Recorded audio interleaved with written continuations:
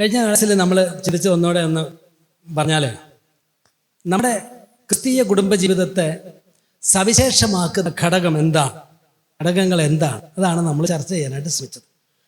അപ്പോൾ നമ്മൾ ചോദിച്ചു, നമ്മുടെ കുടുംബം ഒരു ക്രിസ്തീയ കുടുംബമാണോ എന്ന് തന്നെ അതിൻ്റെ അടിസ്ഥാനത്തിൽ നമുക്ക് ചോദിക്കാം. ഞാനൊരു ക്രിസ്തീയ കുടുംബമാണോ ജീവിക്കുന്നത്? ഒരു ക്രിസ്തീയ കുടുംബമാണോ ഞങ്ങളുടെ കുടുംബം? ഒരു ക്രിസ്തീയ കുടുംബമാണെങ്കിൽ അതിൻ്റെ കേന്ദ്രം എന്താ? അത് യേശു ക്രിസ്തു ഈ കുടുംബത്തിൽ ഉണ്ടാകണം. ഈ കുടുംബത്തിലെ ആളുകളുടെ ഹൃദയത്തിൽ, പ്രത്യേകിച്ചും അതിൻ്റെ പിതാവിൻ്റെയും മാതാവിൻ്റെയും ഒരാണല്ലോ കുടുംബത്തിൻ്റെ രൂപകൽപ്പന, ക്രിസ്തു ഉണ്ടാകണം. കർത്താവ് ഒരിക്കൽ പറഞ്ഞു, ഒരു ശിശുവിനെ കണ്ടിട്ട് നോക്കിയിട്ട് പറഞ്ഞു, ഈ ശിശു അതുപോലെ ദൈവരാജ്യത്തെ കൈക്കൊള്ളണം എന്ന് പറഞ്ഞു. ദൈവരാജ്യത്തെ കൈക്കൊള്ളുന്നത് ശിശു എന്ന പോലെ എന്നെ കൈക്കൊള്ളുന്നവൻ ദൈവരാജ്യത്തെ കൈക്കൊള്ളുന്നു, അല്ല ദൈവരാജ്യത്തെ കൈക്കൊള്ളുന്നവൻ എന്നാണ് കർത്താവ് പറഞ്ഞത്. സത്യത്തിൽ ദൈവരാജ്യത്തെ അല്ലോ നമ്മൾ കൈക്കൊള്ളുന്നേ. അവനെ കൈക്കൊണ്ട് അവൻ്റെ നാമത്തിൽ വിശ്വസിക്കുന്നവർക്ക് ദൈവരാജ്യം, ദൈവമക്കൾ എന്ന് പറഞ്ഞതിൻ്റെ അർത്ഥം എന്താ? ആ പേരെഴുതി ഒട്ടിക്കുന്നല്ലോ. മക്കളെങ്കിലോ അവകാശികളും ആകും. സകല ഉത്തരവാദിത്വങ്ങളോട് കൂടെയുള്ള ആ അവകാശവും സമ്പത്തും മഹത്വവും തേജസ്സും, മക്കൾ മഹത്വം അത് കിട്ടണമെങ്കിൽ അവനെ കൈക്കൊള്ളും. ആ മക്കളുടെ മഹത്വം ഉള്ള ആ മക്കളുടെ ആ ജീവിതത്തിനാണ് ദൈവരാജ്യം എന്ന് പറയുന്നത്.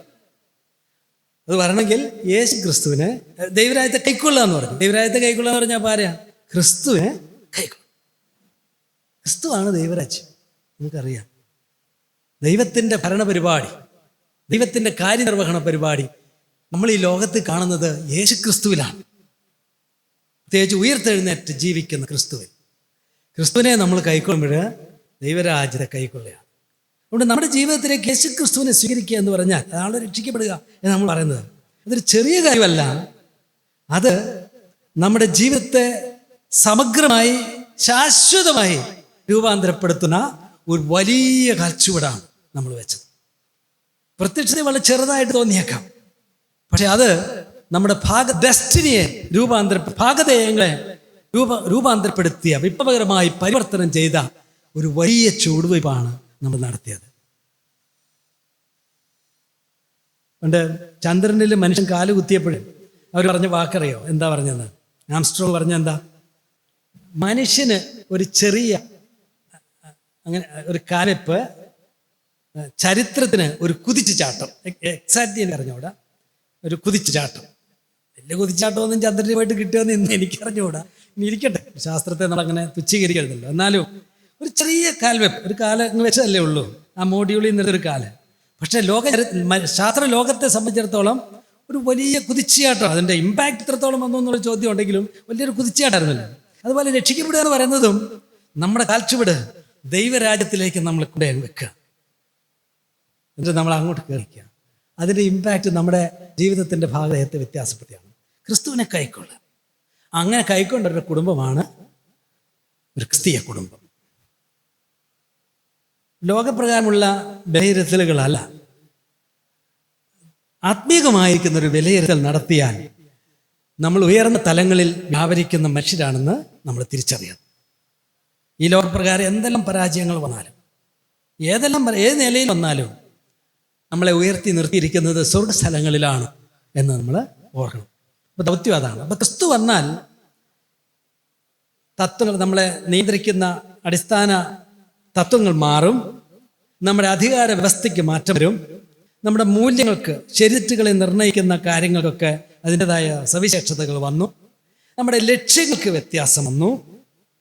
ഈ ലോകത്തിലുള്ള കുടുംബലക്ഷ്യങ്ങളല്ല നമുക്കുള്ളത്, അതിന് അതീതമായ ലക്ഷ്യങ്ങളുണ്ട്. നമ്മുടെ സംഘർഷങ്ങളുടെ തലങ്ങളും മാറി. ഈ ലോകത്തിലും കുടുംബങ്ങൾക്കൊക്കെ വലിയ സംഘർഷങ്ങളൊക്കെ ഉണ്ട്, പക്ഷെ നമ്മുടെ സംഘർഷ മേഖലകളൊക്കെ അല്പം കൂടെ വ്യത്യസ്തമാണ്.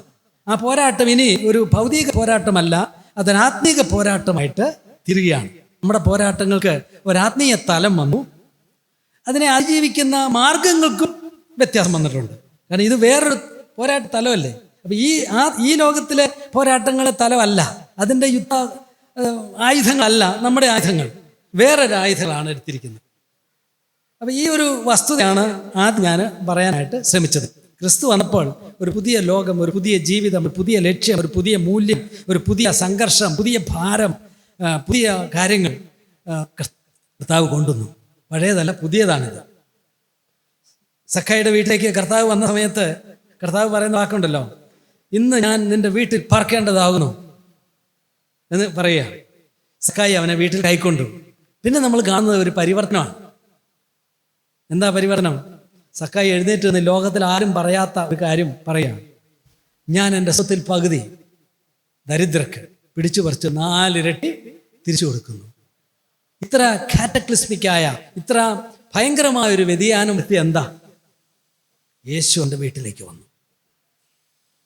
നമ്മുടെ ജീവിതത്തിലും ആ പരിവർത്തനത്തിൻ്റെ ആ കേറ്റലിസ്റ്റ്, അതിനുള്ള പ്രേരകമാണ് ക്രിസ്തു. നമ്മൾ അറിയണം, ക്രിസ്തു നമ്മളെ മാറ്റി.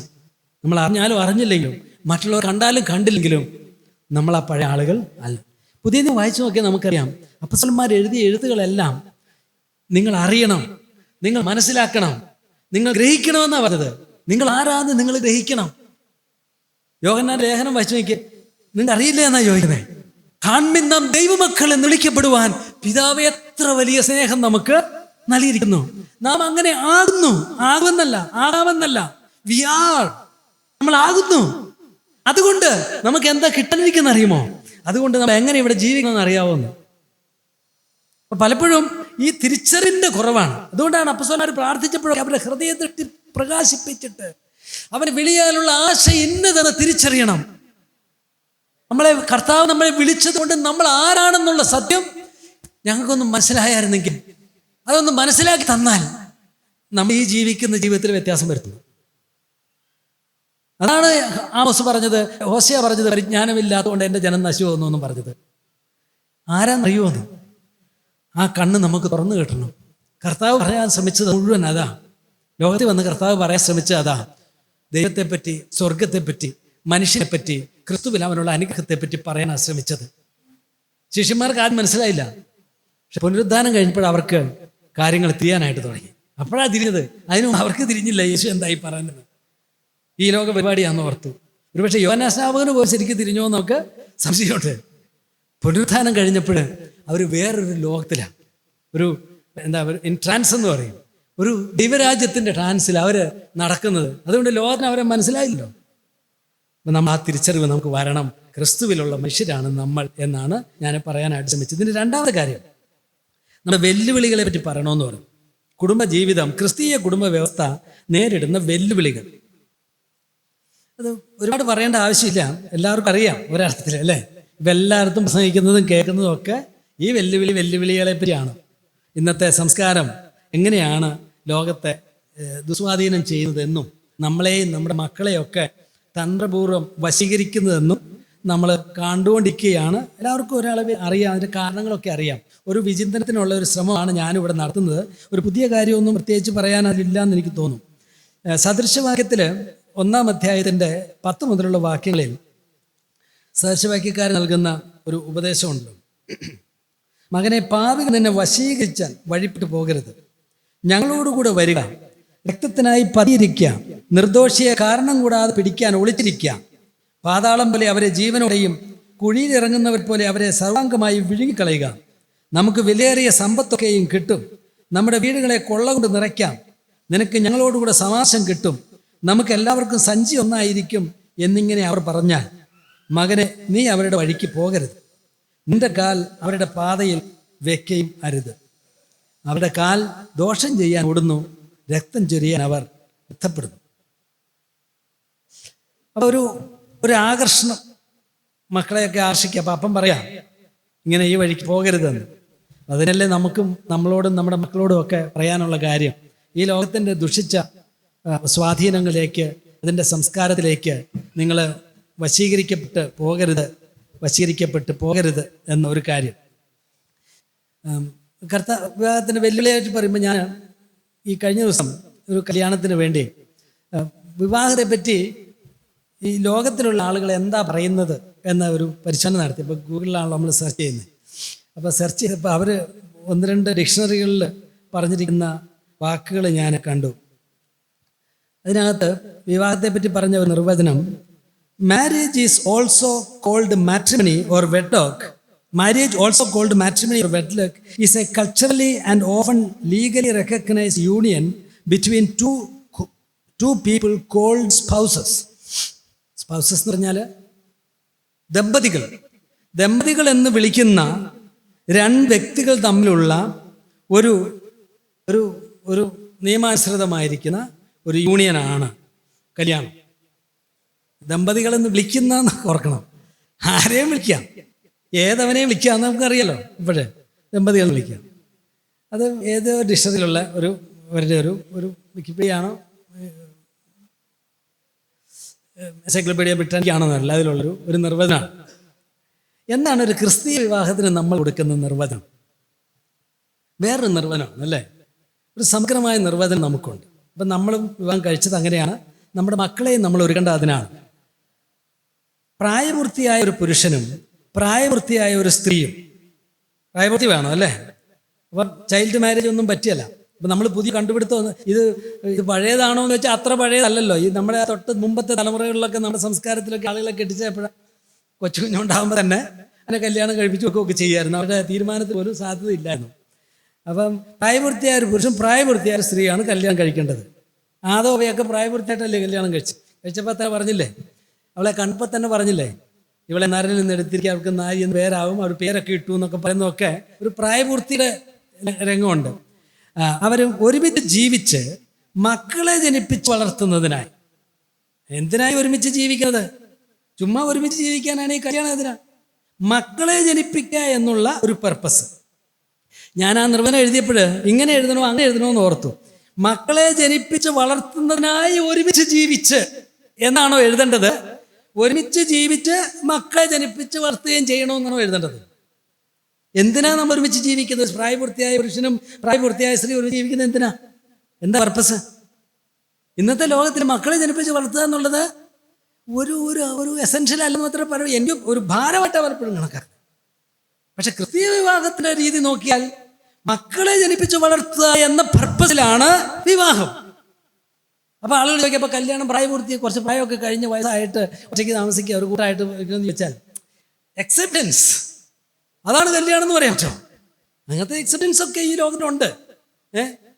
പല വീഴ്ചയുടെ ഫലമായിട്ട് പല വ്യത്യാസങ്ങളൊക്കെ ഉണ്ടെങ്കിലും വിവാഹം എന്ന് പറയുമ്പോൾ സന്താനപുഷ്ടി എന്നുള്ളതിലാണ് കർത്താവ് വിവാഹം സ്ഥാപിച്ചത്. അപ്പോൾ വളർത്തുന്നതിനായി എന്നാൽ കൺഫ്യൂഷൻ വരാതെ ഞാനിങ്ങനെ വെച്ച് നിയമാനുസൃതമായ പരസ്പര ഉടമ്പടിയുടെ അടിസ്ഥാനത്തിൽ, ജസ്റ്റ് ഒരു എഗ്രിമെൻ്റ് അല്ല, നമ്മൾ ആരംഭിക്കുന്ന ജീവപര്യന്തമായ ലൈഫ് ലോങ് സ്നേഹബന്ധമാണ് ദൈവസ്ഥാപിതമായ വിവാഹം.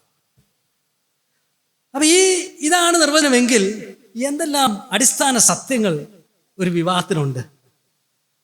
ലോകത്തിൽ പല നിർവചനങ്ങളൊക്കെ ഉണ്ട്, അതല്ലോ നമ്മുടെ നിർവചനം. ഇങ്ങനെ വിവാഹം കഴിച്ചാലേ ഇങ്ങനെയുള്ള ക്രിസ്തീയ കുടുംബജീവിതം കഴിക്കാൻ പറ്റുള്ളൂ. അങ്ങനെ കഴിച്ചാലേ രക്ഷിക്കപ്പെട്ട് വന്ന് പിന്നെ തുടങ്ങണം. ഇങ്ങനെയാണ് നമ്മൾ തുടങ്ങുന്നത്.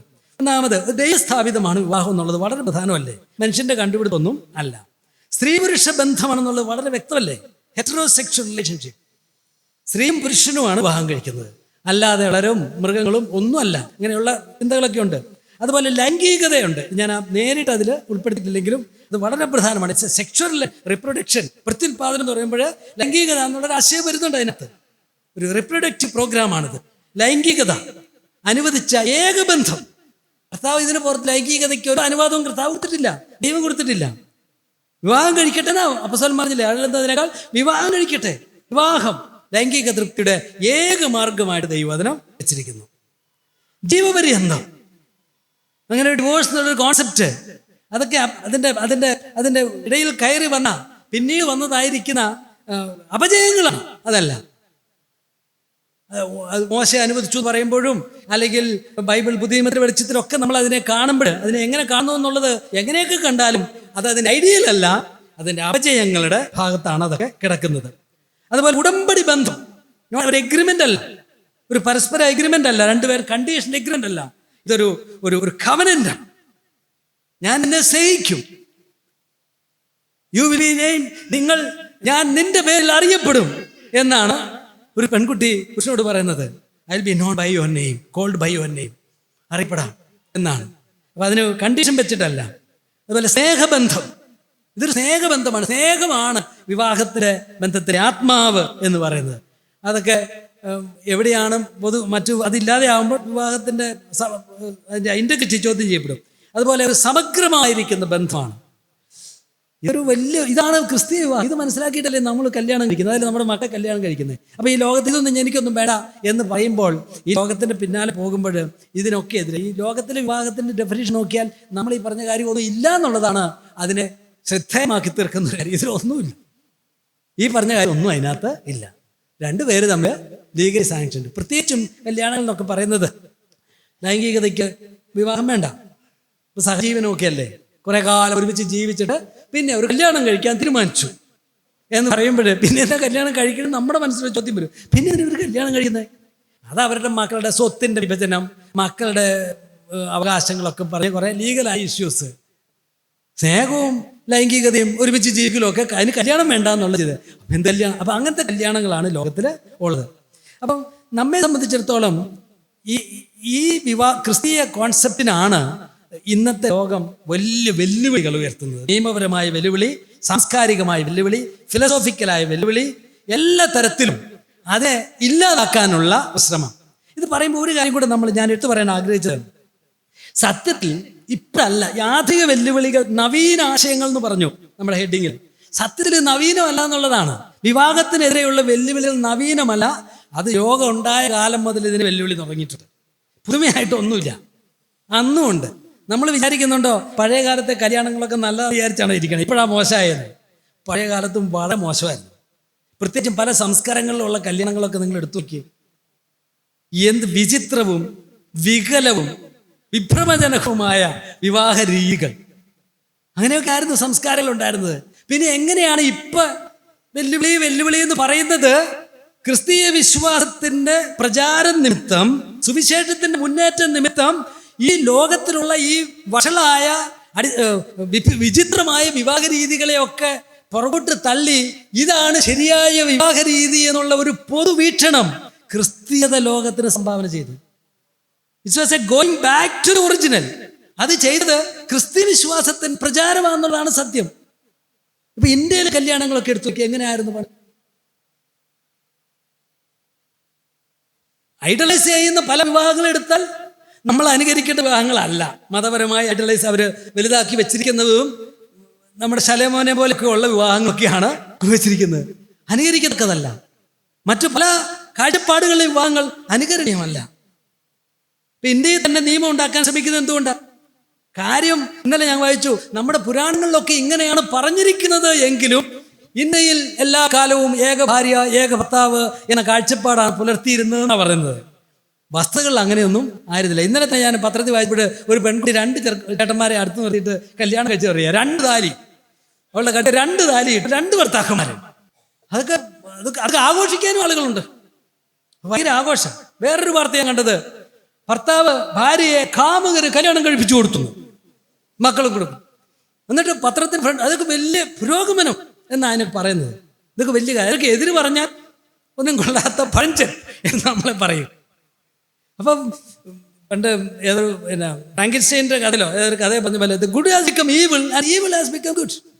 നന്മയെ തിന്മയാക്കി, ബൈബിളിലും ഉണ്ടല്ലോ, നന്മയെ തിന്മയാക്കി നന്മയാക്കി കാര്യങ്ങൾ വിജയിച്ചു. ഇനി ആരെങ്കിലും നന്മ പറഞ്ഞാൽ പഴഞ്ചൻ കൊള്ളരുതത്തവൻ എന്ന വിധത്തിലേക്ക് വന്നു. അപ്പം അങ്ങനെ.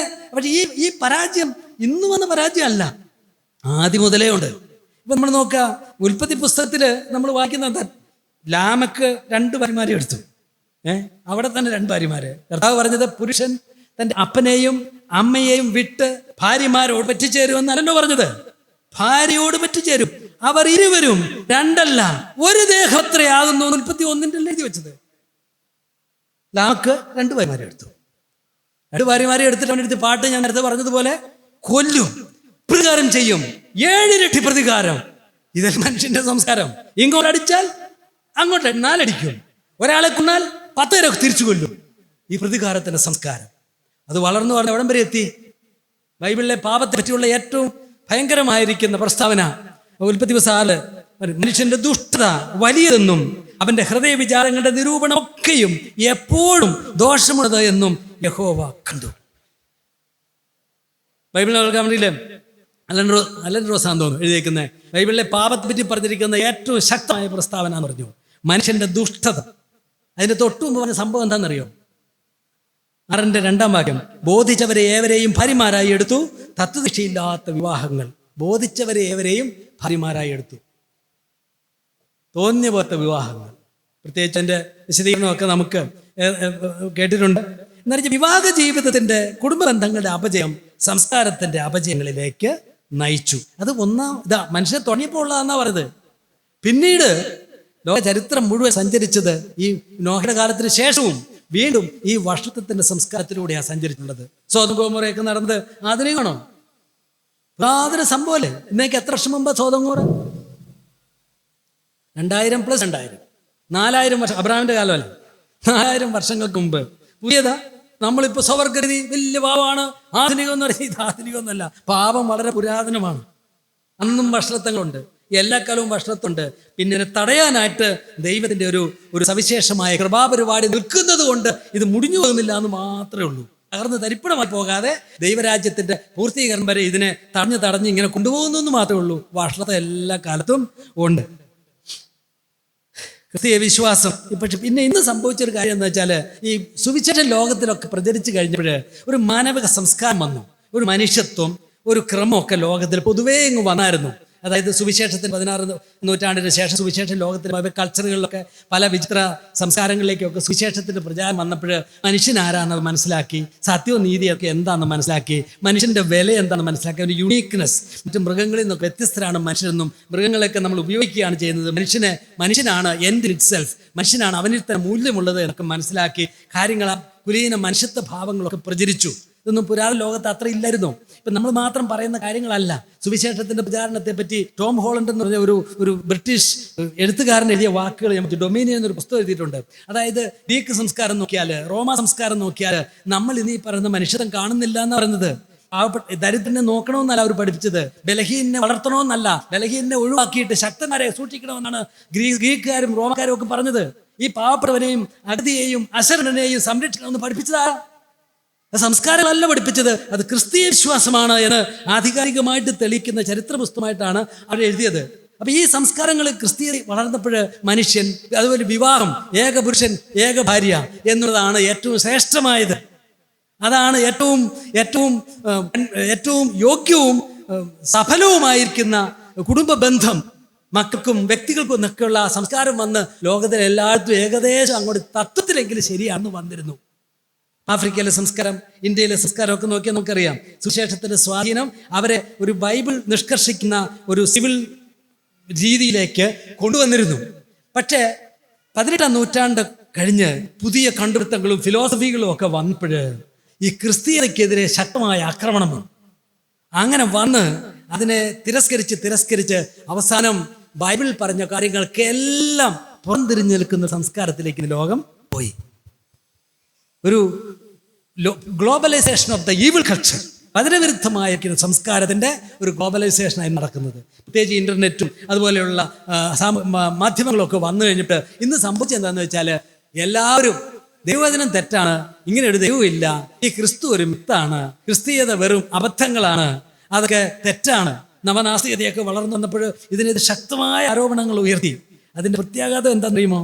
അതിൻ്റെ പ്രത്യാഘാതം നമ്മൾ വേദപുസ്തക പ്രകാരം നമ്മൾ മുറുകെ പിടിച്ചിരുന്ന അടിസ്ഥാന സാംസ്കാരിക തത്വങ്ങൾ, പ്രത്യേകിച്ചും വിവാഹത്തെപ്പറ്റിയും ലൈംഗികതയെപ്പറ്റിയും കുടുംബ വ്യവസ്ഥയെപ്പറ്റിയും മക്കളെ പറ്റിയൊക്കെയുള്ള ആ അടിസ്ഥാന പ്രമാണങ്ങളെല്ലാം ക്രിസ്തുവിനെ തള്ളിയപ്പോൾ, ക്രിസ്ത്യതയെ തള്ളിയപ്പോൾ, ബൈബിളിനെ തള്ളിയപ്പോൾ ആ കൂടെ ഇതും കൂടി അങ്ങ് ഒഴുകിപ്പോയി, ഇല്ലാതെ ആയിപ്പോയി.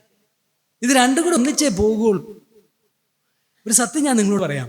ഇന്ന് യൂറോപ്പിൽ നടക്കുന്ന ഏറ്റവും ശക്തമായിരിക്കുന്ന ചർച്ചാ വിഷയങ്ങളിൽ ഒന്ന് ഇസ്ലാമിൻ്റെ മുന്നേറ്റമാണ്. ഒരു ഭയപ്പെടുകയാണ്. അപ്പം അതിന് കാരണമായിട്ട് അവർ കണ്ടെത്തിയ ഒരു കാര്യം ക്രിസ്തീയതയുടെ ശോഷമാണെന്ന് പറഞ്ഞു. ക്രിസ്തീയ സംസ്കാരത്തെ നമ്മൾ കൈവിട്ട് കളഞ്ഞു എന്നവർ പറഞ്ഞു. വെസ്റ്റിനെ സംസ്കാരമുള്ളത് പഠിപ്പിച്ചത് ക്രിസ്തീയതയാണെന്ന് പറഞ്ഞു. നമുക്ക് ആ ക്രിസ്തീയതയെ മുറുകെ പിടിക്കണമെന്ന് പറഞ്ഞു. റിച്ചാർഡ് ഡോക്കിൻസിനെ നിങ്ങൾ കേട്ടിട്ടുണ്ടാവും. ഇന്ന് അറിയപ്പെടുന്ന ഏറ്റവും പ്രസിദ്ധമായിരിക്കുന്ന നിരീശ്വരവാദിയാണ്. അദ്ദേഹം പറയുകയാണ്, I M A cultural Christian എന്ന്. ഇതിനകത്ത് പറഞ്ഞത് ഈ നാവെടുത്ത ക്രിസ്തീയതയെ സ്റ്റുപ്പിഡിറ്റി എന്ന് പറയുന്ന ഒരാൾ പറയണം കൾച്ചറൽ ക്രിസ്ത്യൻ. ജോൺ പീറ്റേഴ്സൺ ഒരു സൈക്കോളജിസ്റ്റാണ്, ലോകപ്രസിദ്ധ സൈക്കോളജിസ്റ്റാണ്. അവൻ പറയുന്നു ഈ മൂല്യങ്ങളാണ് നമ്മൾ മുറുകെ പിടിക്കേണ്ടത്. ടോം ഹോളണ്ട് ഞാൻ പറഞ്ഞല്ലോ, അതുപോലെ ഒരുപാട് മനുഷ്യർ, ചിന്തിക്കുന്ന മനുഷ്യര് ക്രിസ്തീയ സംസ്കാരം നമുക്ക് വേണം, ക്രിസ്തീയ സംസ്കാരം വേണം, പക്ഷെ ക്രിസ്തു വേണ്ട. അപ്പൊ അവരിൽ ഒരു ചിന്തക ഞാൻ പറഞ്ഞു, നിങ്ങൾ കേട്ടിട്ടുണ്ടാവും, അയാൻ ഹിർസി അലി എന്നൊരു ശക്തയായ നിരീശ്വരവാദിയായിരുന്നു. ഈയിടെ മാനസാന്തരപ്പെട്ട് ഒരു ക്രിസ്തീയ വിശ്വാസിയായി തീർന്നു. അവര് ഡോക്കിൻസിനോടും ഒക്കെ പറയുന്ന വാക്കുണ്ട്, നമുക്ക് ക്രിസ്തീയ സംസ്കാരം വേണം, അതാണ് നല്ലതെന്ന് നമുക്കറിയാം. മറ്റു പല നുഴഞ്ഞു കയറുന്ന സംസ്കാരങ്ങളും ലോകത്തിന്റെ പല സംസ്കാരങ്ങളും നമുക്കോ നമ്മുടെ തലമുറയ്ക്കോ ദോഷം ചെയ്തില്ല. പക്ഷെ സംസ്കാരപരമായിട്ട് ക്രിസ്തീയമെന്ന് നിങ്ങൾ നിർബന്ധിക്കുന്നു. പക്ഷേ നിങ്ങൾക്ക് ക്രിസ്തുവിനെ വേണ്ട, നിങ്ങൾക്ക് ബൈബിളും വേണ്ട.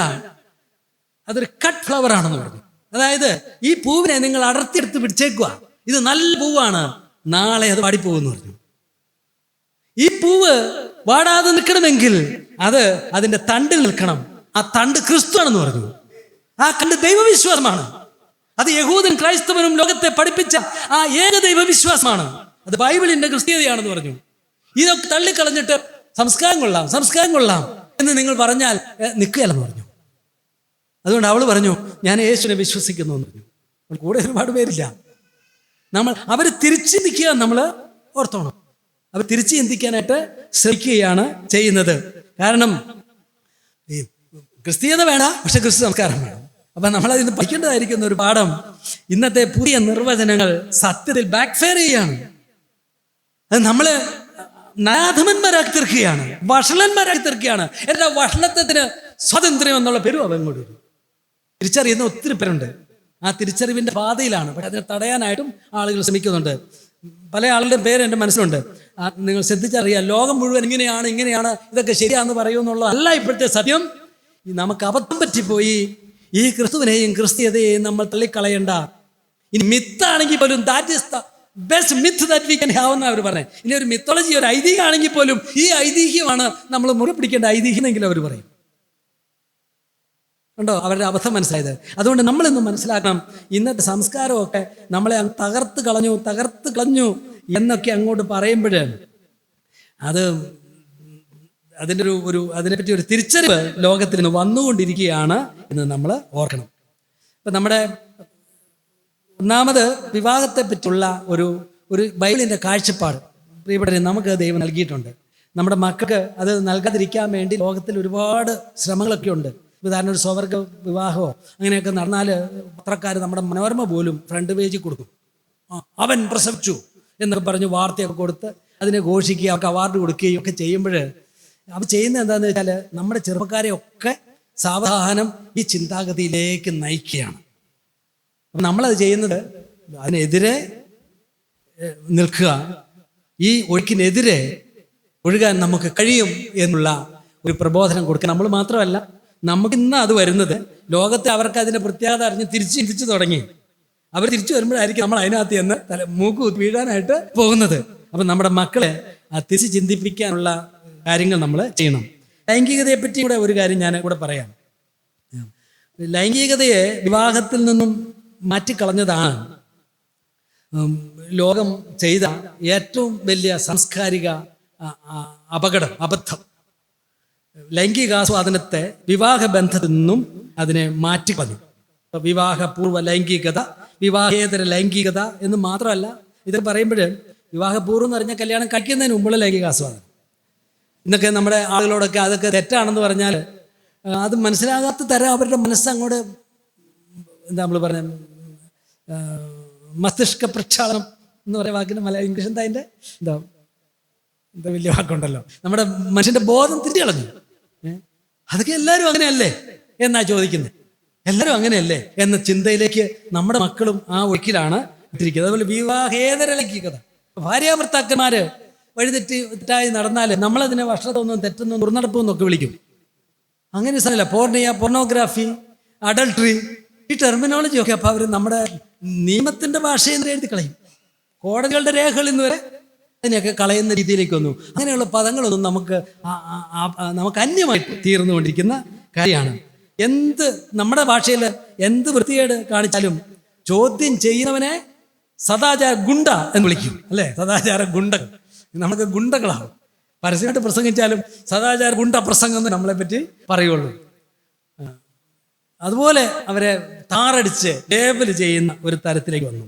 അതുപോലെ ജെൻഡറൊക്കെ നമുക്കറിയാമല്ലോ, അതൊക്കെ സ്ത്രീ പുരുഷൻ എന്നുള്ളതൊന്നും അങ്ങനെയൊന്നും ഇല്ല. അതൊക്കെ ഞാൻ പുരുഷനാന്ന് വിചാരിച്ച ഞാൻ പുരുഷനായിരിക്കും, സ്ത്രീയാന്ന് പറഞ്ഞാൽ സ്ത്രീ ആയിരിക്കും, ഇങ്ങനെയൊക്കെ നടക്കാം എന്നൊക്കെ പറയുന്ന ഒരു ഒരു ഒരു ഒരു ലോകത്തിലാണ് നമ്മൾ വരുന്നത്.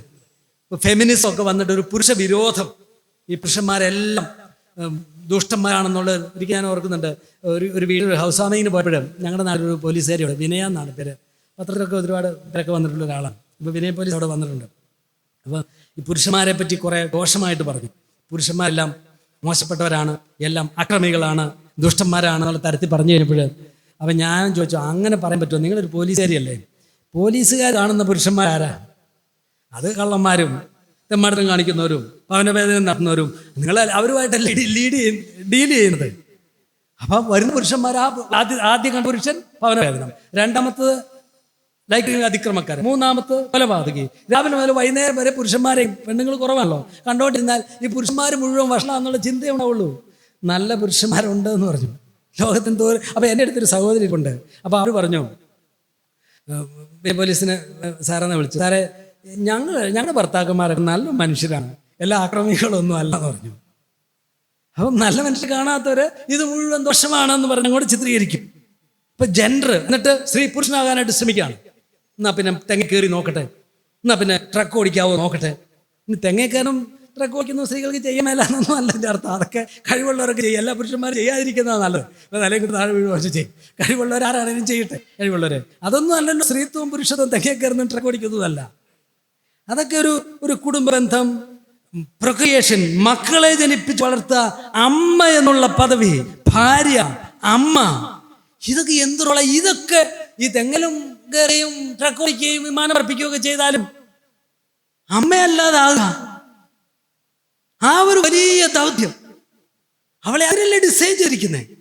അപ്പൊ അത് തെറ്റെന്നാ പറയുന്നത്. എനിക്ക് ഈ പ്രസവിക്കണ പണി, ഇപ്പോഴത്തെ രീതിയിൽ ഈ പ്രസവം, ഈ ശല്യം, ചില പെൺപിള്ളയോട് കല്യാണം കഴിക്കുന്ന വെച്ചാൽ എനിക്ക് ഈ പിള്ളേരെ നോക്കാൻ പ്രസവിക്കാറുണ്ട്, എനിക്ക് നേരമില്ല. എന്നോടൊരു പെൺകുട്ടി പറഞ്ഞതാണ്. അപ്പം ഞാനോട് സാധാരണ പെൺകുട്ടികളൊക്കെ പാവയും കൊണ്ട് കളിപ്പിക്കുകയും ഒക്കെ ചെയ്യുകയും ഉണ്ടാകുമ്പോൾ തന്നെ കൊച്ചായിരിക്കുമ്പോൾ തന്നെ ഈ മാതൃത്വ ത്വര അവരെ അങ്ങോട്ട് തൃഷ്ണ നയിക്കുമ്പോൾ ഇതായിട്ട് ഒരു വെറുപ്പ് ഇവിടെ നിന്ന് വന്നു. ഇത് എല്ലാവരും പറഞ്ഞു കൊടുക്കുക, ഈ വാരം എന്തിനാ പോണത്, നമുക്ക് സൊമാറ്റോയിൽ ഭക്ഷണം കഴിച്ച് അവിടെയൊക്കെ കറങ്ങി നടക്കാം, ജീവിതം എൻജോയ് ചെയ്യാനുള്ള തരത്തിലേക്ക് അവർ വന്നു. ഈ കുടുംബജീവിതം എന്ന് പറയുന്നത് ഇതിനോടൊക്കെ അതുകൊണ്ട് നമുക്ക് പുരുഷന്മാരെ പോലെ ആയിരിക്കാം, യുവമാർക്ക് പ്രസവിക്കേണ്ട കാര്യമില്ലല്ലോ, നമുക്ക് പ്രസവിക്കണമല്ലോ. ഇതൊക്കെ വന്നത് പുരുഷത്വത്തെ പറ്റി തെറ്റിദ്ധാരണ വന്നു, സ്ത്രീത്വത്തെ പറ്റി തെറ്റിദ്ധാരണ വന്നു. എന്നാൽ ജോൺ പീറ്റേഴ്സിനെ പോലെയുള്ള സെക്യുലർ ചിന്തകർ പോലും അതിനെ തിരിച്ച് ചിന്തിക്കുക. നമ്മൾ സമൂഹത്തെ നന്നാക്കുകയല്ല, നമ്മൾ ആക്ച്വലി നമ്മൾ ഇരിക്കുന്ന കോമ്പ് നമ്മൾ മുറിക്കുകയാണ്, നമ്മുടെ തന്നെ അടിസ്ഥാനങ്ങൾ നമ്മൾ തകർത്ത് കളയുകയാണ്. നമുക്ക് ആ പഴയ ആ ബൈബിൾ മുറുകെ പിടിച്ചതായിരിക്കുന്ന ആ മൂല്യങ്ങളിലേക്ക് നമുക്ക് മടങ്ങിപ്പോകുന്നതാണ് മനുഷ്യവർഗത്തിൻ്റെ സാംസ്കാരിക നിലനിൽപ്പിന് നല്ലത് എന്ന് പറയുകയാണ്. നമ്മുടെ കുട്ടികളെ പോലും ഇതുപോലെയുള്ള കാര്യങ്ങളാണ് സ്വാധീനിച്ചുകൊണ്ട് ഇരിക്കുന്നത്.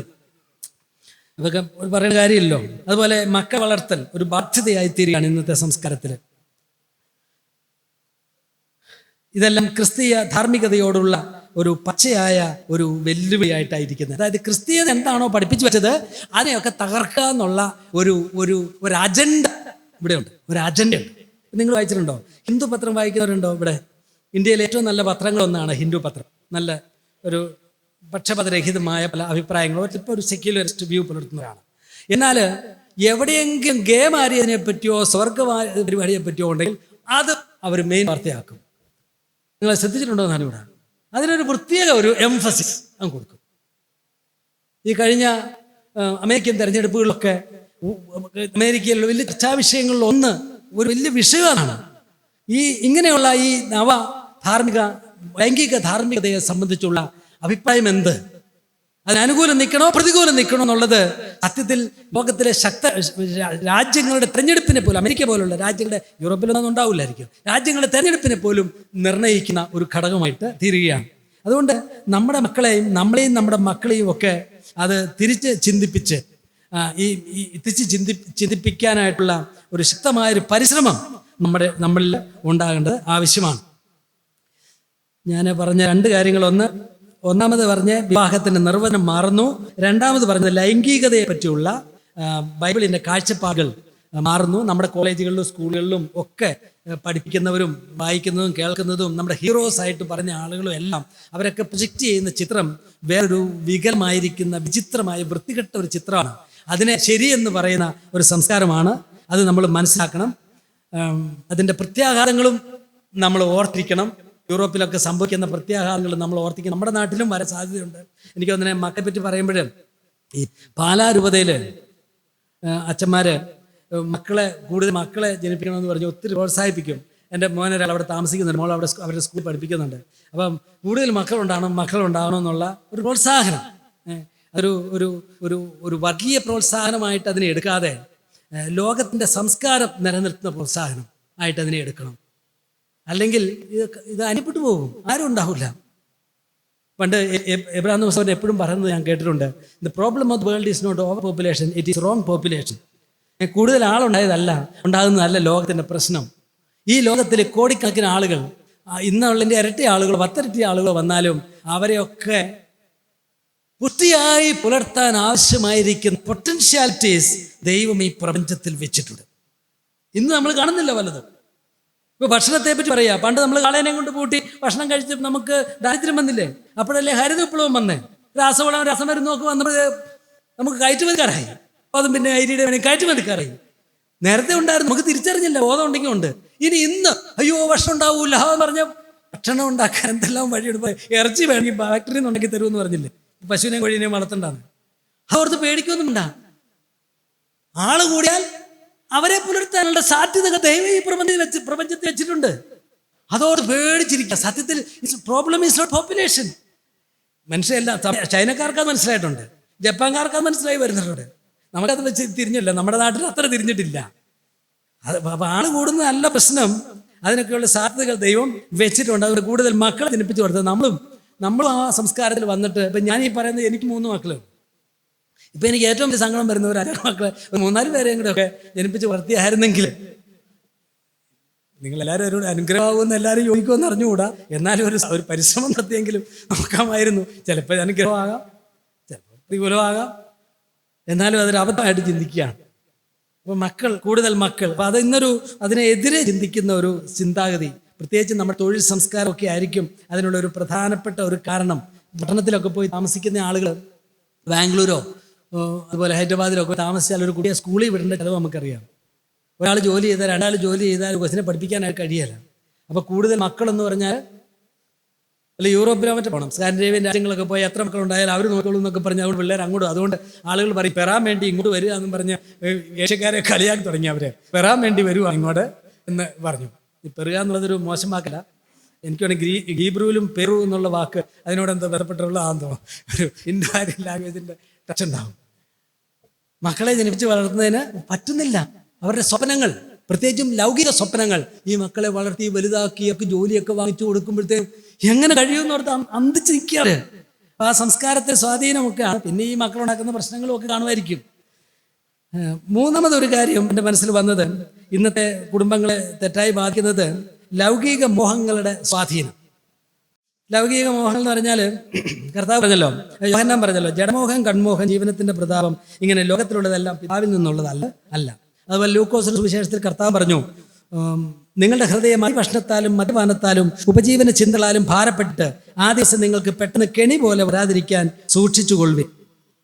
അപ്പം ജീവിതം എന്ന് പറഞ്ഞാൽ ഈ ലോകപ്രകാരമുള്ള സ്വപ്നങ്ങൾ അങ്ങ് ഭരിക്കുകയാണ്.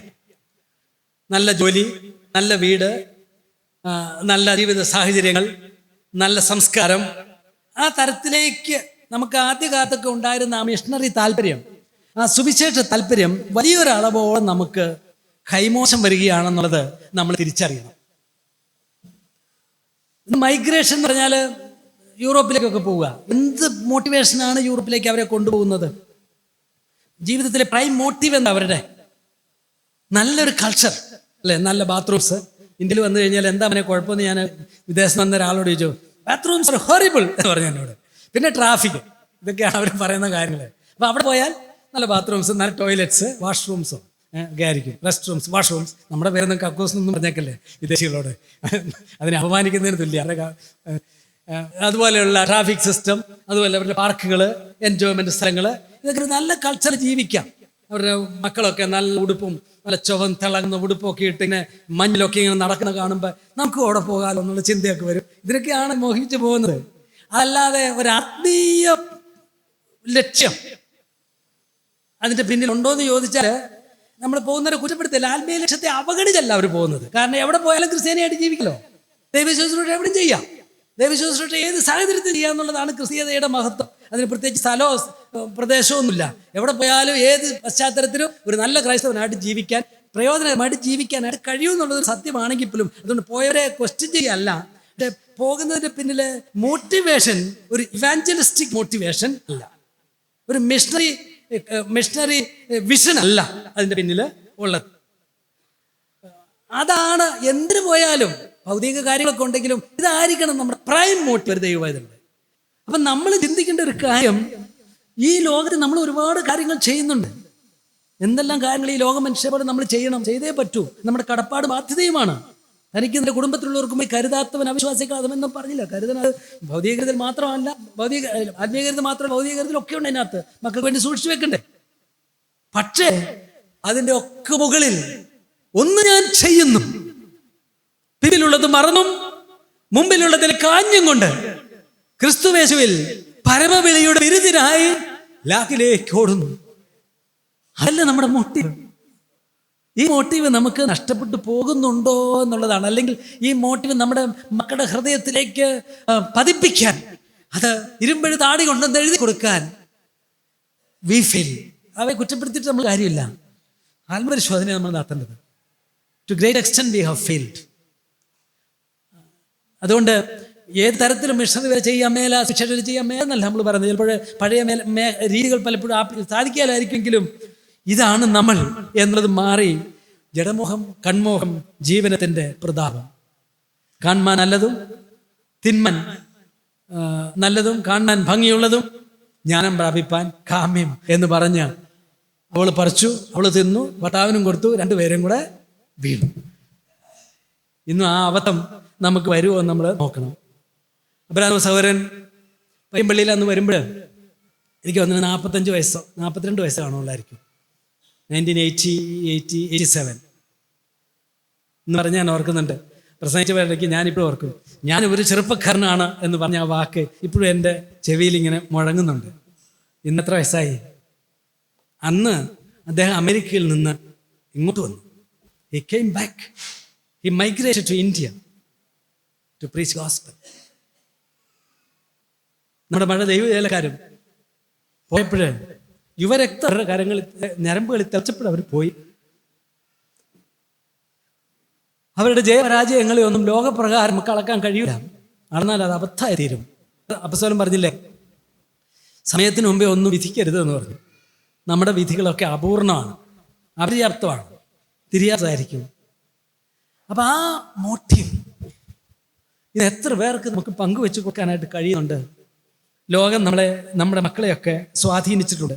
ജോലി, നഗരവൽക്കരണം, കുടുംബം ചെറുതാക്കുന്ന പ്രവണത, അങ്ങനെയുള്ളത്. അപ്പോൾ ആളുകളൊക്കെ ഇസ്രായേലിലും അവിടെയൊക്കെ ഒറ്റയ്ക്കൊക്കെ പോയി താമസിക്കുക.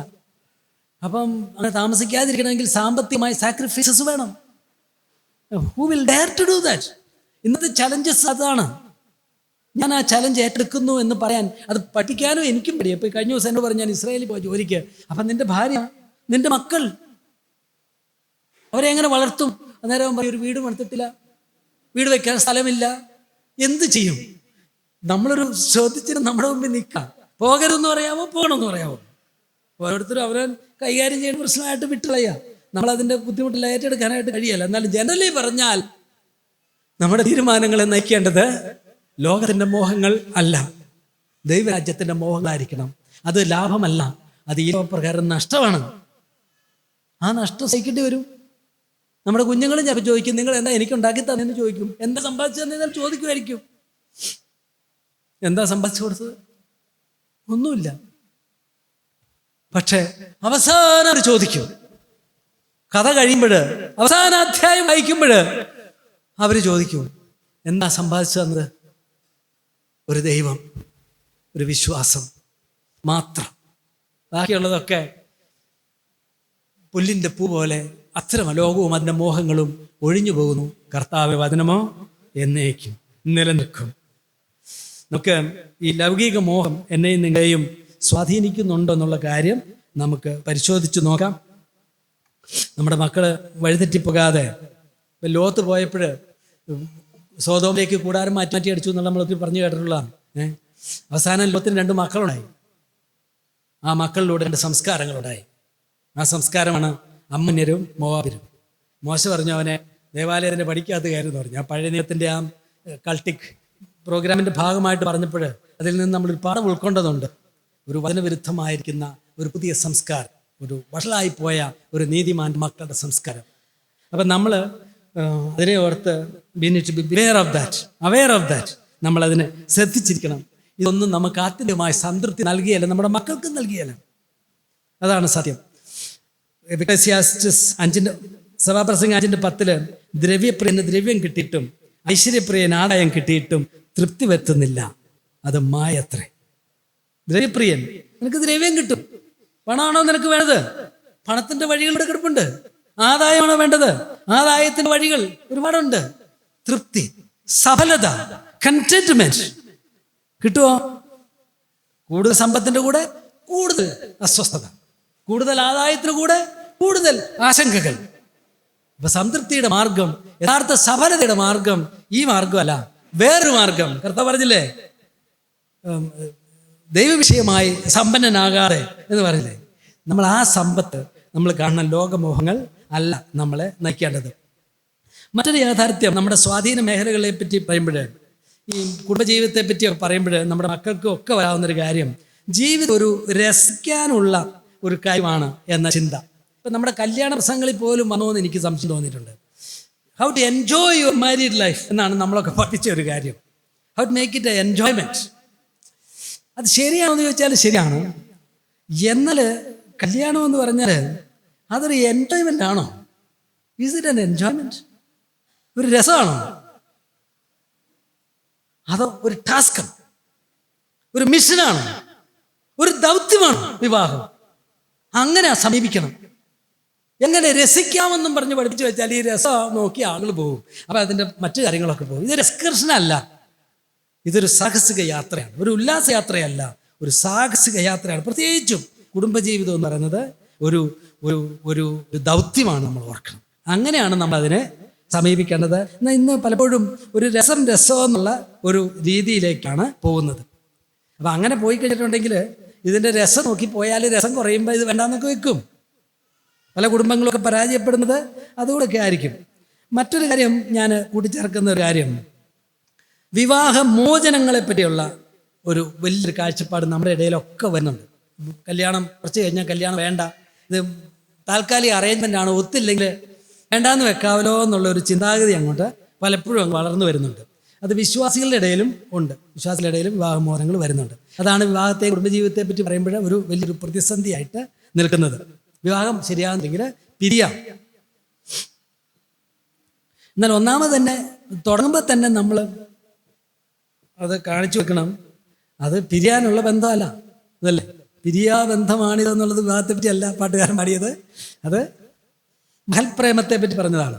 മഹൽപ്രേമ പിരിയാ ബന്ധമാണെങ്കിൽ ഈ പ്രേമവും നമ്മൾ കല്യാണത്തിൻ്റെ പ്രതിജ്ഞയിൽ കൊടുക്കുമ്പോൾ പറയുന്ന വാക്കെന്താ? മരണം നമ്മെ വേർപിരിക്കുന്നിടയുമ്പോഴേയും വേർപിരിയാത്തതാകുന്നു എന്ന് സാക്ഷി പ്രതിജ്ഞ ചെയ്യുന്ന. അങ്ങനെയാണ് എല്ലാവരുടെയും ചോദ്യം. സ്വർഗത്തിൽ ചെന്നാൽ ഈ പുള്ളിനെ ഇങ്ങനെ തന്നെ കാണാൻ പറ്റുമോ എന്ന് ഓർത്ത് ചിലർ പേടിച്ചിരിക്കുന്നുണ്ട്, ചിലർ സന്തോഷിച്ചിരിക്കുന്നുണ്ട്.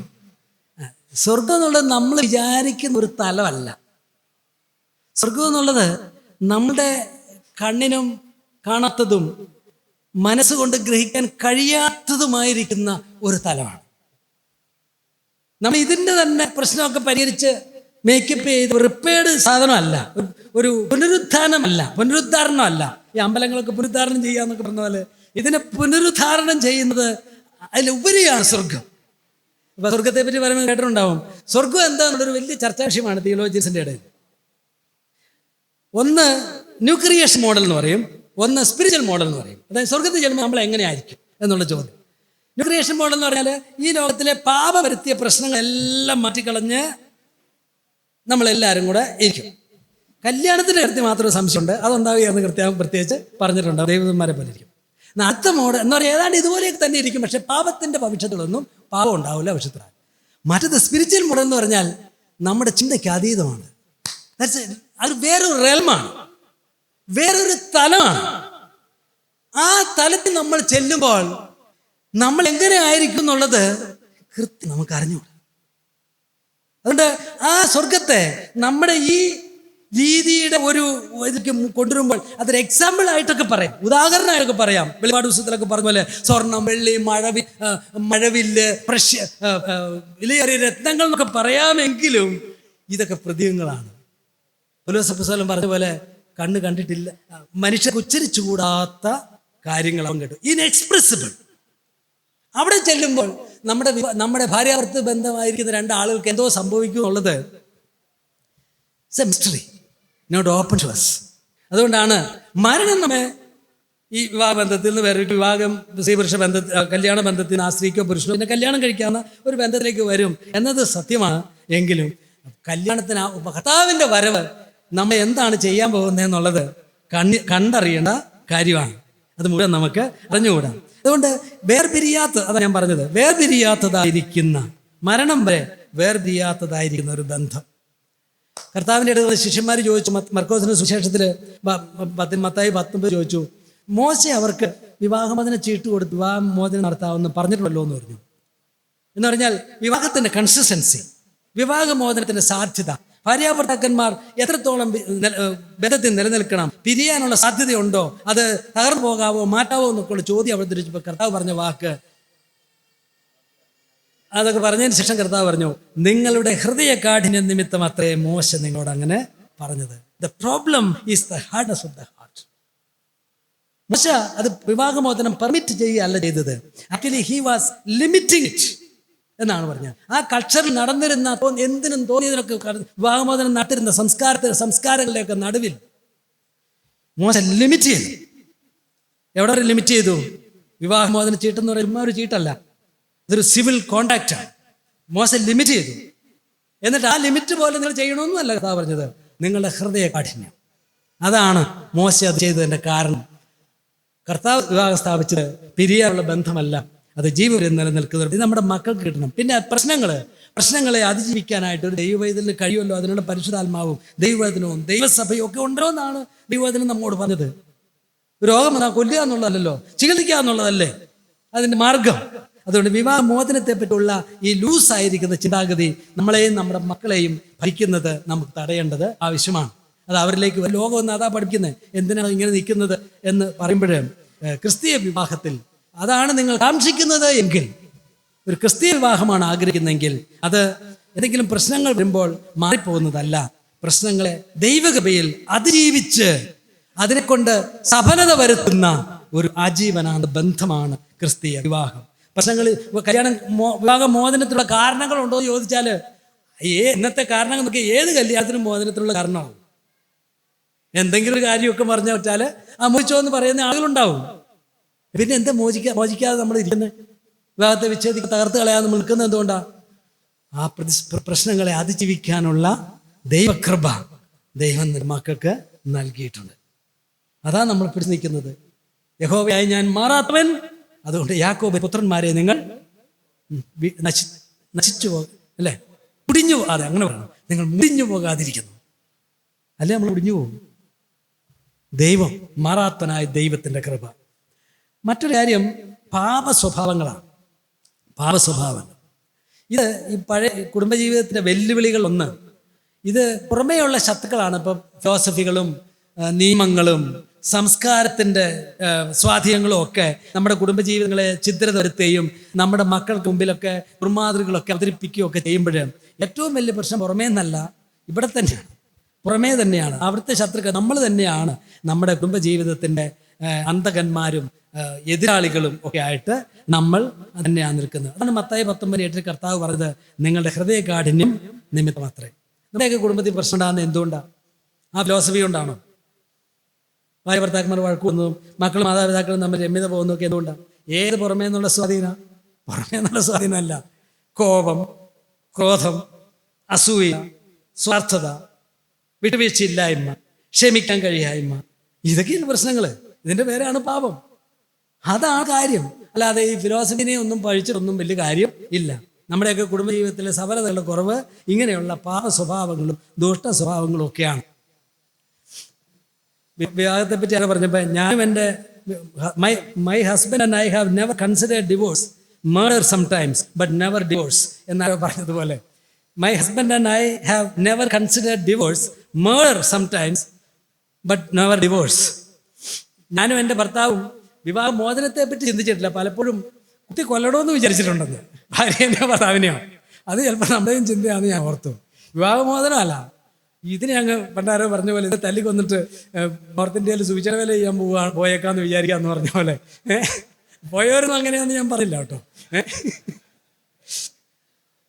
ചിലപ്പോൾ ദേഷ്യവും കോപവും അങ്ങ് വന്നിട്ട് ഈ ഗതികെട്ട പരിപാടിക്ക് നിന്നത് ആപത്തായി പോയത്, മരിച്ചു പോയാൽ കൊള്ളായിരുന്നു എന്നൊക്കെ ചിന്തിക്കും. വിവാഹമോചനം നമുക്ക് പറ്റില്ലല്ലോ. വിശുദ്ധന്മാരായ ആളുകളല്ലേ, ദൈവമക്കൾക്ക് വിവാഹമോചനം പാടുണ്ടോ? പഴയ കാലത്തും ഒക്കെ സ്ത്രീകളൊക്കെ അനുഭവിച്ചതായിരിക്കും ക്രൂരതകൾ കുടുംബ വ്യവസ്ഥയിൽ. ഇത് ഓർക്കുമ്പോൾ അവരെങ്ങനെ പിടിച്ചു നിന്നു എന്നുള്ളതാണ് നമ്മൾ ഓർത്തു പോവുക. മനുഷ്യനും ബോധം വന്നു കഴിഞ്ഞപ്പോൾ ഏതോരും വ്യത്യാസം വന്നിട്ടുണ്ടെന്ന് ഓർക്കണം. ഇന്നും നമ്മുടെ കുടുംബങ്ങളിലെ പ്രശ്നം സത്യത്തിൽ ഫിലോസഫിയും തത്വശാസ്ത്രമൊന്നുമല്ല, പിശാചാണ്. ഉൽപ്പത്തി പുസ്തകത്തിൽ നമുക്കറിയാം കുടുംബജീവിതം കലക്കിയതാരാണ്? സ്ത്രീ എന്നൊക്കെ പറഞ്ഞു. സ്ത്രീയെ അല്ലല്ലോ. അങ്ങനെയാണെങ്കിൽ സ്ത്രീയെ ആണല്ലോ കർത്താവ് ശപിച്ചതും ശാപത്തിന്റെ ഉത്തരവാദിത്തമൊക്കെ ഏൽപ്പിച്ചത് സ്ത്രീക്കല്ലോ ഏൽപ്പിച്ചത്. നിന്റെ നിമിത്തം ഭൂമി ശപിക്കപ്പെട്ടിരിക്കുന്നു. നിന്റെ നിമിത്തം എല്ലാവരെയും ശാപഗ്രസ്തരാക്കിയ ആ തീരുമാനം ആ കുടുംബത്തിലെ പാപമാണ് നമുക്കറിയാം. പിന്നെ അവിടെ വന്ന എൻസ്റ്റേജ്മെന്റ്, അന്യപ്പെടൽ, പരസ്പരം കുറ്റപ്പെടുത്തലുകൾ, ഭയം, ആശങ്കകൾ, സെക്യൂരിറ്റി നഷ്ടപ്പെട്ടു, പരസ്പര വിശ്വാസം നഷ്ടപ്പെട്ടു, വസ്ത്രം ധരിക്കേണ്ടതായിട്ട് വന്നു, അല്ലെങ്കിൽ അതിക്രമത്തിൻ്റെ സാധ്യതകളുണ്ട്, എന്തെല്ലാം കാര്യങ്ങൾ വന്നു. പിന്നെ ആദ്യത്തെ കുടുംബത്തിൽ തന്നെ മൂത്തവൻ ഇളയവനെ വയലേക്ക് കൊണ്ടുപോയി കൊന്നുകളയുന്നു. എന്തൊരു ഭീതിജനകമായ പരാജയമാണ് അല്ലേ. ആ വീഴ്ച എന്ന് പറഞ്ഞാൽ പക്ക വീഴുകയല്ല ചെയ്തത്, വീണപ്പോൾ മുഴുവൻ തകർച്ച, വലുതായൊരു തകർച്ചയാണ്, പാപം വരുത്തിയ തകർച്ചയാണ്.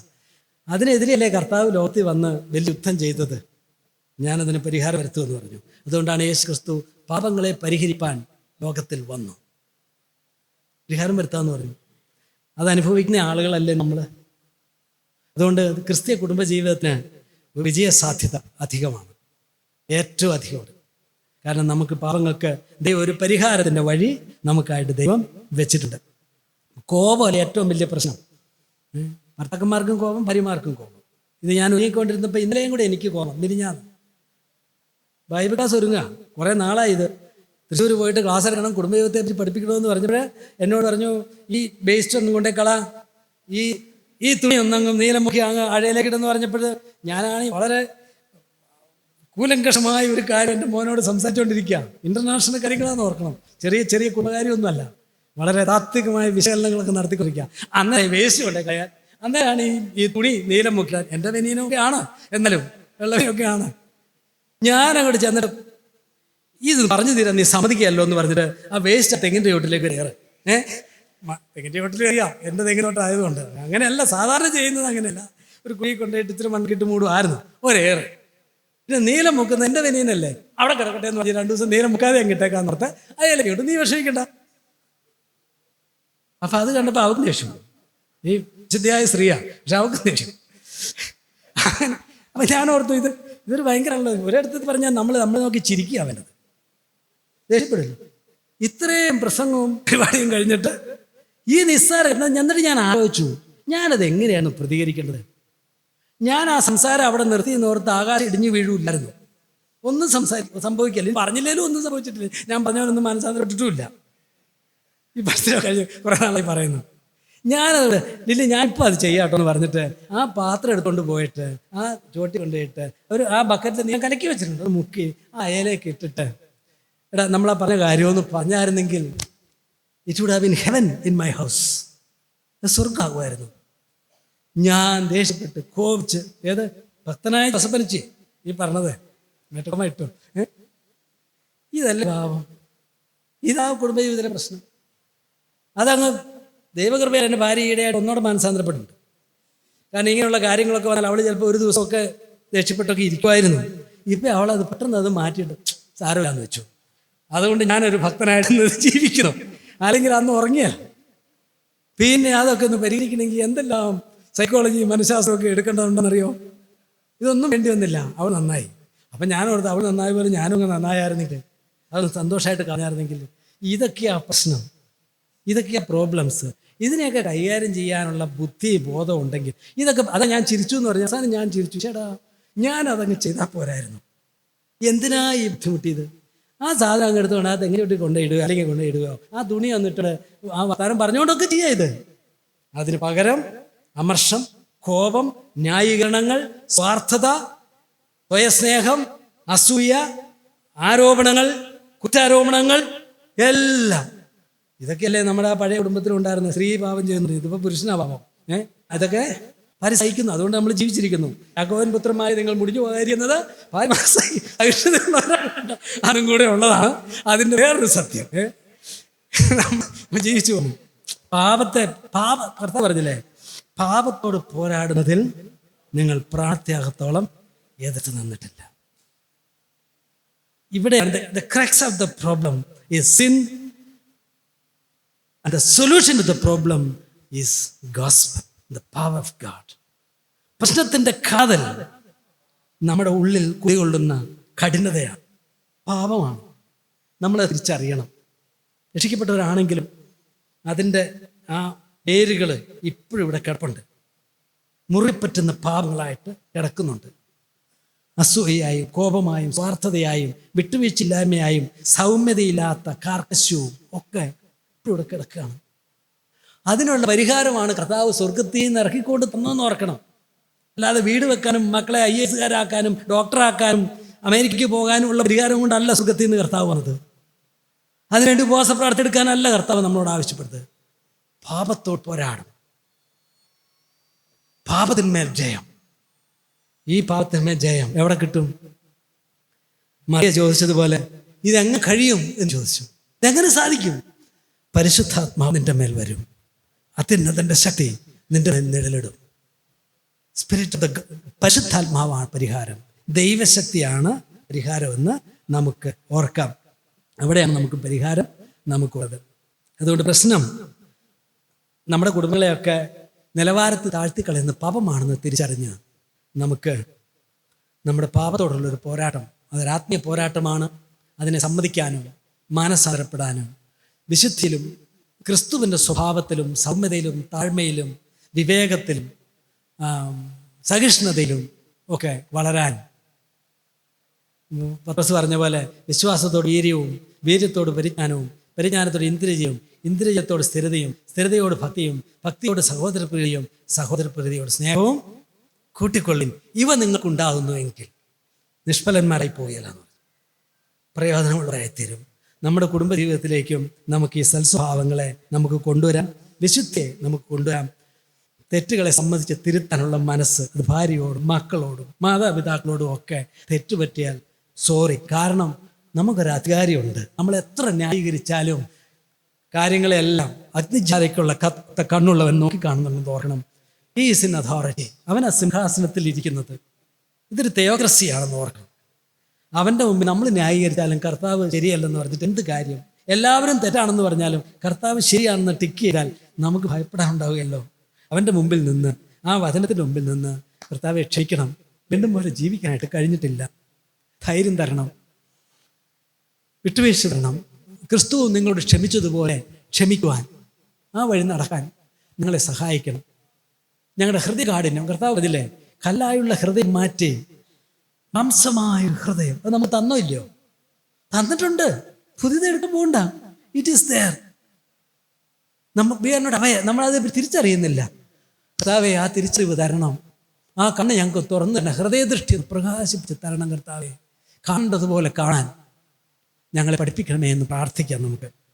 അപ്പം ഞാൻ ഈ കാര്യം അവസാനിപ്പിക്കാം. ക്രിസ്തീയ കുടുംബജീവിതം അത് ക്രിസ്ത്യാനികൾ കഴിയുന്ന ജീവിതം. നമ്മളാണവർ, ക്രിസ്തുവുള്ളവരാണവർ. പരിശുദ്ധാത്മാവുണ്ട്, ദൈവത്തിൻ്റെ വചനമുണ്ട്. നമ്മൾ സങ്കീർത്തനത്തിൽ കേട്ടതുപോലെ യഹോവയുടെ ശബ്ദം, ആ വചനം നമ്മുടെ ഹൃദയത്തിൽ വന്ന് പതിച്ചതും നമ്മൾ കാത്തു സൂക്ഷിക്കുന്നതുമായ വചനം. ഈ ക്രിസ്തീയ കുടുംബജീവിതത്തെ തകർക്കാനുള്ള ഒരുപാട് അക്രമങ്ങളൊക്കെ ലോകത്തിൽ നടക്കുന്നുണ്ട്. നമ്മൾ മനസ്സ് വെച്ചാലേ തകരുള്ളൂ എന്ന് ഓർത്തോണം. പുറമേന്ന് തോൽപ്പിക്കാൻ പറ്റില്ല, നമ്മൾ തോൽപ്പിച്ചാൽ തോറ്റു. അതാണ് എനിക്ക് അടുത്ത ക്ലാസ് അല്പം ഷെയർ ചെയ്യാനായിട്ടുള്ളത്. നമ്മുടെ ശത്രുക്കൾ നമ്മൾ തന്നെയായി തീരരുത്. ഇവരാർക്കും പരാജയപ്പെടുത്താനായിട്ട് കഴിയില്ല. കാരണം നമ്മോട് കൂടെയുള്ളവൻ ലോകത്തിലുള്ളവനേക്കാൾ വലിയവൻ. പിന്നെ നമ്മൾ പരാജയപ്പെട്ട എവിടെയായിരിക്കും അതിൻ്റെ കാരണം? അവിടുത്തെ പ്രശ്നമല്ല, നമ്മുടെ എന്തെങ്കിലും പ്രശ്നങ്ങൾ ആയിരിക്കും. അതുകൊണ്ട് ക്രിസ്തീയതയെ തീർക്കാനുള്ള, അങ്ങനെ തലമുറകളെ നശിപ്പിക്കാനുള്ള ആ ലോകത്തിൻ്റെ പിശാചിൻ്റെ തന്ത്രങ്ങളെ നമുക്ക് തിരിച്ചറിയാം. നമ്മുടെ മക്കളെ നമുക്ക് സത്യം നടത്താം. അവരെ വിപരീതങ്ങളിലേക്ക് വിളിച്ചുകൊണ്ട് പോകാതിരിക്കാൻ നമുക്ക് അവർക്ക് വേണ്ടിയുള്ള ആത്മീയമായ കാവൽക്കാരായിട്ട് നമുക്ക് നിൽക്കാം. ദൈവം അത് നമ്മെ ബലപ്പെടുത്തട്ടെ, സഹായിക്കട്ടെ.